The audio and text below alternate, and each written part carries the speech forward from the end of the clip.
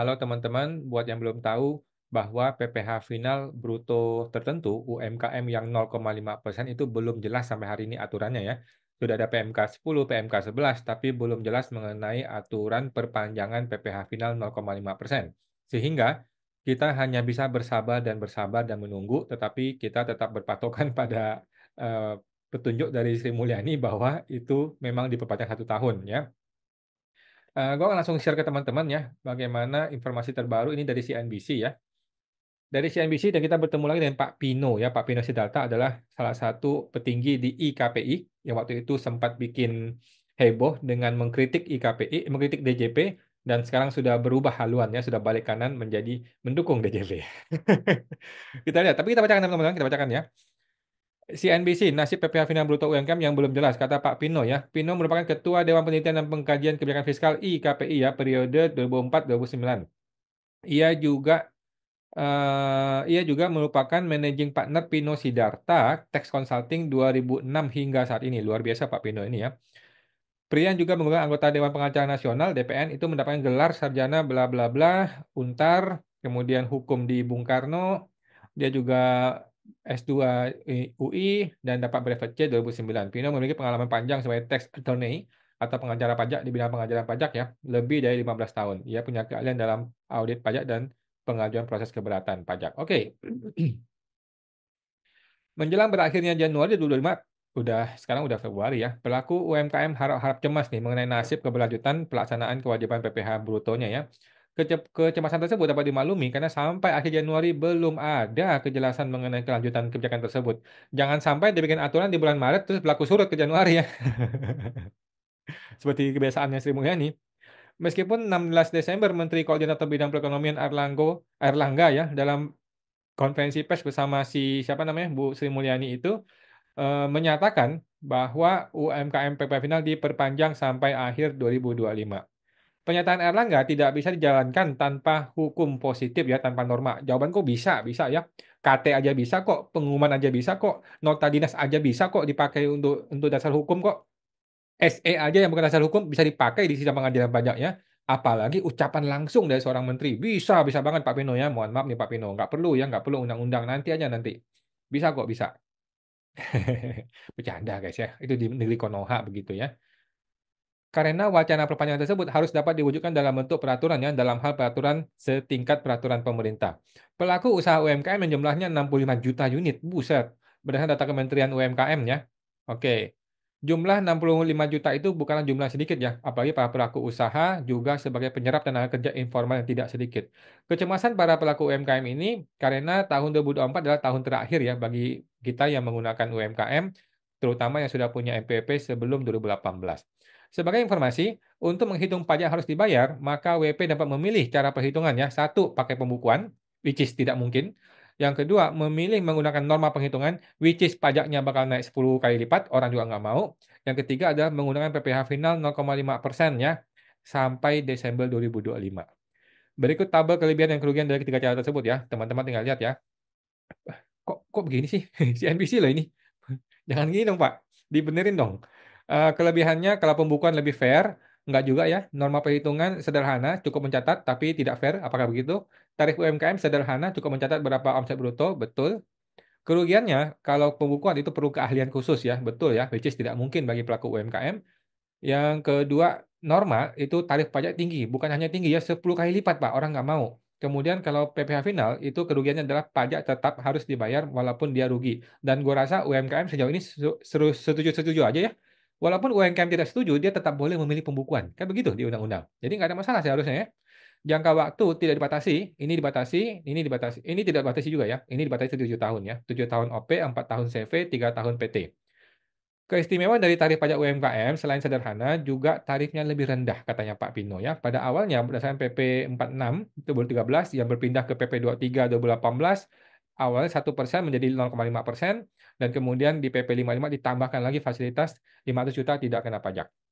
Oke, ini ada pasal 59 ya. Teman-teman tinggal baca aja di PP 55 ya. Oke, 7 tahun orang pribadi udahlah ini sudah tahu lah kita semua ya. Oke. Oke. Terus apa, Pak? Terus bagaimana? Lalu yang jadi pertanyaan, apakah penerapan PPh final hanya berlaku di Indonesia saja? Oh, ini sudah merebet ke mancanegara ya. Oke, it's okay.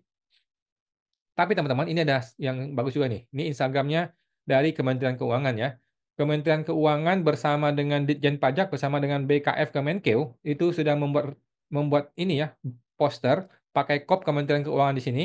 PPh final 0,5% resmi diperpanjang hingga akhir 2025 ya. Ini adalah poster dari Kementerian Keuangan dibuat tanggal 22 Desember 2024 ya, teman-teman ya. Jangan sampai hilang ya. Barang ini harus ada terus di komputer Anda, di postingan Anda supaya lu masih ingat bahwa mereka pernah menjanjikan pakai kop Kementerian Keuangan di media sosial resmi Kementerian Keuangan bahwa itu diperpanjang walaupun belum ada dasar hukumnya. Biarin aja, biarin ya. Nanti kalau sampai dia batalin kita cekek tuh rame-rame itu ya. Kita cekek tuh Kementerian Keuangannya ya. Oke. Oke, itu teman-teman ya. Jadi sudah ada press release. Jadi pertanyaan pertama adalah kenapa ini belum bisa jadi peraturan? Kan itu. Segampang itu, segampang mengetik sebuah peraturan, kenapa nggak dibikin? Jadi, menurut perhitungan gue atau penerawan gue dari konsultan pajak abal-abal ya, untuk merubah PP 55 itu perlu diubah dengan PP. Ya kan? PP harus diubah dengan PP. Nah, Prabowo ini tipe orang yang nggak suka bikin PP. Prabowo ini sampai hari ini belum menerbitkan PP, kalau nggak salah ya, atau mungkin satu atau dua gitu. Jadi Prabowo bukan tipe orang yang suka mengobral tanda tangan dia. Sepertinya begitu yang gue lihat ya. Kalau dia mau tanda tangan, ada banyak proses yang mesti dilalui, terutama mesti ngelewatin Padasko gitu ya, which is akan menjadi sebuah tembok yang sangat sulit bagi birokrasi untuk membuat peraturan, apalagi sampai PP ya. Jadi sulit sekali untuk dapatin tanda tangannya Pak Prabowo. Ini feeling gua, ini pemikiran gua yang belum tentu benar dari pemikiran abal-abal ya. Sehingga sampai hari ini nggak bisa gitu loh. Kementerian Keuangan nggak bisa bikin aturan. PMK tidak bisa untuk mengubah PP, nggak bisa, ya kan? Karena PP itu ditandatangani oleh Presiden. Jadi alasan pertama kenapa belum terbit aturan karena sulitnya untuk dapat tanda tangan Pak Prabowo. Karena mesti melalui berbagai tembok, apalagi mesti suap menyuap duit dan sebagainya kita tidak tahu ya, yang menyebabkan jadi masalah. Yang kedua, pertanyaannya adalah anggaplah ini betul diperpanjang. Apakah badan CVPT dapat juga perpanjangan? Nah, ini yang belum jelas kan, sampai sekarang nggak jelas. Tapi menurut gua, ini adalah hanya untuk orang pribadi. Kalau orang pribadi dapat 1 tahun itu sudah pasti dapat, sudah betul. Tetapi kalau CVPT berlaku menjadi error. Kenapa? Karena banyak CV, banyak PT yang sudah menggunakan PPh umum ketika ini diumumkan. Sehingga kalau dia dikasih fasilitas perpanjangan 1 tahun, dia bingung dia. Loh kok gitu? Kan nggak bisa balik lagi kan? Nggak bisa balik lagi sehingga tidak adil bagi dia. Jadi gue berpikir ini hanya untuk orang pribadi saja, tidak untuk PT dan CV dan PTP. Oke, terus pertanyaan berikutnya adalah kalau ini dibatalkan, kalau ini nggak jadi, apa yang mesti kita lakukan? Oke?